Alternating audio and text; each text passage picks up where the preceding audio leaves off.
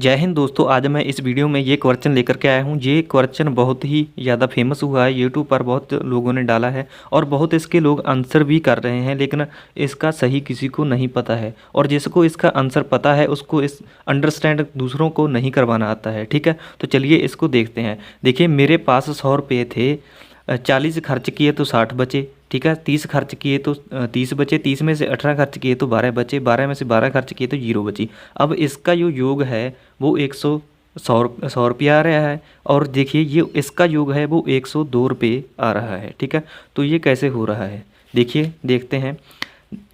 100 रुपया था, 40 खर्च किए तो 60 बचे, यहाँ तक तो सही है। अब आगे देखिए, यहाँ पर कन्फ्यूजन शुरू हो गई है। देखिए, 60 में से 30 खर्च हुए तो 30 बचे। देखिए, जब 60 में से आपके पास 60 रुपये बचत है और उसमें से 30 खर्च किए, मतलब इधर चले गए, तो यहाँ कितने बचेंगे? 30।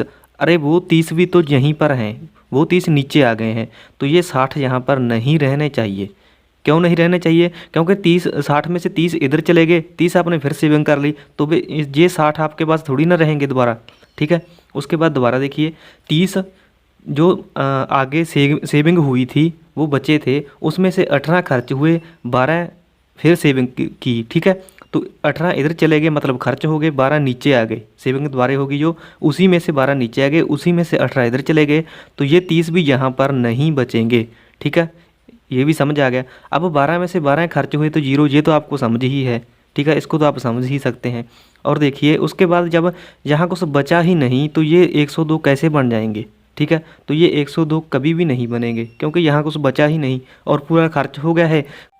ये सब कुछ ठीक ठाक है क्योंकि खर्च तो पूरा 100 हो गया।